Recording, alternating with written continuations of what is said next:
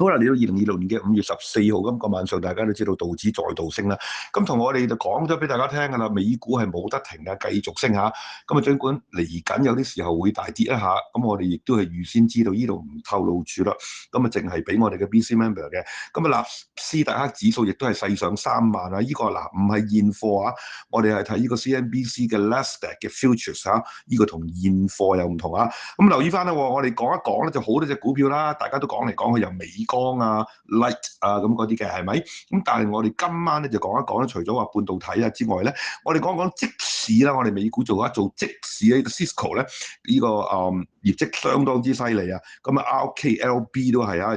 126買115買，即市係可以大升㗎嚇。咁當然咧，亦都係我哋早年50蚊開始買嘅 NVDA 咧，嚟到而家咁樣1分10已經去到2300蚊㗎啦。咁亦都係一個167見底，咁啊再上過咁啊！呢一隻我提議大家就揸一世，因為黃仁勳先生今晚咧已經暫於咧呢個咧係北京啊。咁啊，與主席咧一同食飯。如果大家記得嘅話咧，呢一啲就係人與人嘅分別啦。黃仁勳曾經講過，台灣係一個國家係犯咗國安法嘅罪行嘅。咁但係因為佢太強啊，所以我哋呢個特區政府咧，鄧炳強話對呢啲咧即係反中啊、講台灣問題嘅人咧，要追究到底啊，天涯海角都要拉佢哋，但係唔拉得啊呢個。所以鄧炳強係冇去北京拉呢個黃仁勳嘅，因為佢同個主席食緊飯啊。咁所以大家留意翻人與人之間嘅分別就喺呢度啦。咁正如我哋 BC Channel 都係啦，正如講翻最底嗰度，恆指夜期又落26150啦。嗱，今朝早我哋 BC Channel 嘅朋友咧喺呢個26應該600啊、700啊、500全部都沽爆，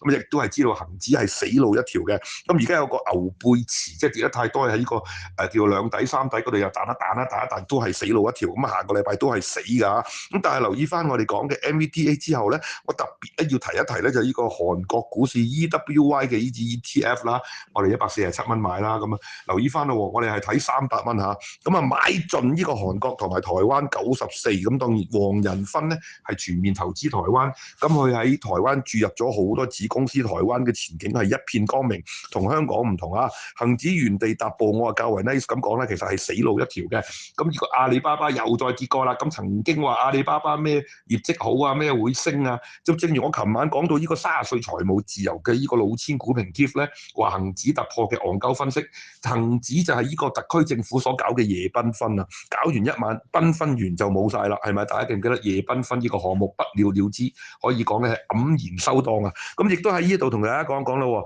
呢個夜期亦都講講恆指咧26150咧。就有一個少少嘅底部彈一彈先再跌過嘅嚇，咁留意翻今晚美股會唔會真係可以突破50150就再衝？今年美股係睇呢個6萬點，我哋講過好多次啦，咁亦都係不厭其煩。琴日有一位參加我嘅女士講，我以前聽過你講喺37000又會去5萬2萬幾，你又話去5萬，今次44000打中，你又話去5萬，全部中晒。因為我哋了解到股票市場嘅大勢，就唔係講一啲無謂嘢嚇。咁大家知道啦，我哋今日喺144一開出嚟就睇淡呢個咧係阿里巴巴嘅話咧，即贏咧係10蚊㗎嚇，同佢買上去又要等啊，有咩加倉係廢話連篇，即使搞掂，睇死你呢個阿里巴巴，根本業績咧就係跌咗應該係9成4㗎嚇，咁亦都係一隻非常落後嘅股票，同世界嘅 AI 股係完全無關，佢只係一隻科網股，咁啊更加騰訊係死緊嘅，南非大股東話要將手頭上嘅騰訊全面沽出，咁而我哋因為咧冇乜錢接貨啊，馬化騰自己都加入沽貨嘅行列，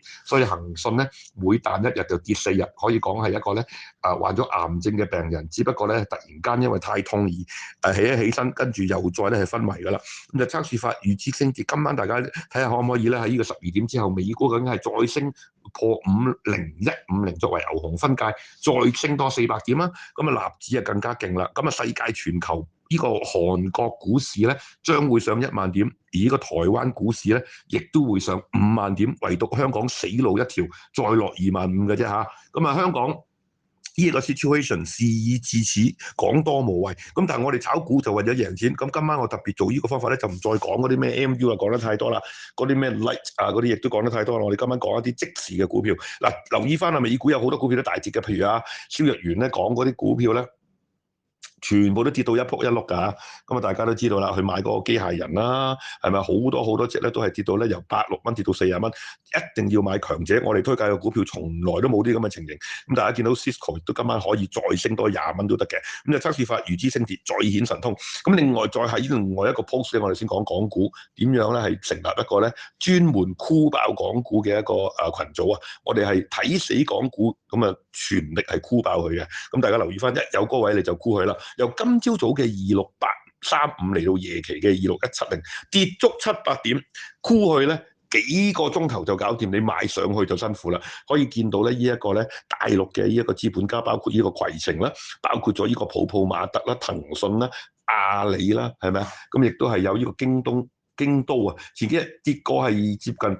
40%，所有大陸嘅資本家都係放棄呢啲股票，尤其是喺香港市場，成為一個咧全世界都唾棄嘅一個市場。咁啊，基金經理人哋話我買韓股買美股得啦，使乜買你港股啫？猶如香港小姐被禁止參加呢個環球小姐一樣，因為佢哋認為 TVB 嘅劇集係低級趣味，而呢啲港姐往往都因為咧可以講係土炮港女，未能衝出國際咧，而係要咧必定咧要拍呢啲 TVB 劇集，認為係低級人唔適合做環球小姐。咁就測試法如之升跌，講出真相。特朗普同阿習近平講話，即係佢覺得阿主席係非常之 nice， 好多人唔中意中國嘅人咧就唔中意佢咁講。但係特朗普話咧 ，always tell the truth， 我永遠都係講真相，同我哋都一樣。或者你唔中意聽香港已死，咁但係呢個就係事實啊嘛。